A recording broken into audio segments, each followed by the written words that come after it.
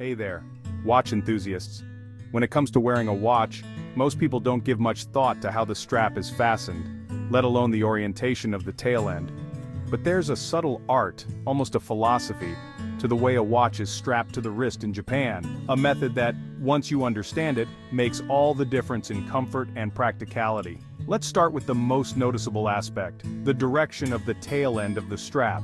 In the Japanese style, the tail end of the strap should point towards you, meaning it faces inward when you glance at the time. Now you might wonder, why this orientation? The answer lies in minimizing everyday annoyances, particularly the snagging of the strap and, of course, taking off your watch. Watch this demo to see how easily it can be done, and next, how difficult. Think about it. How often does your wrist brush against a desk, a computer, or any surface while you're working? If the tail end is pointing away from you, it juts out just enough to catch on things. It's not just an occasional inconvenience. Over time, it becomes a persistent irritation, constantly pulling your attention away from your work or worse, causing unnecessary wear on the strap itself. By orienting the tail end towards you, it follows the natural curve of your wrist, staying closer to your skin and thus reducing the chance of snagging. It's a simple shift that makes wearing the watch all day a much more seamless experience. But that's not all there is to it. Let's talk about strap length, an often overlooked detail that can greatly impact how well a watch fits, particularly on wrists of average size, say 17 to 18 centimeters in circumference. The conventional strap lengths you'll often find are 80 millimeters for the short end and 120 for the long end. On paper, these measurements seem reasonable, but in practice they can be problematic.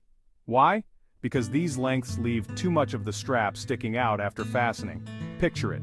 After securing the watch, you're left with a pigtail of leather or fabric that extends far beyond the keeper loop, flapping around or worse, catching on anything it comes into contact with.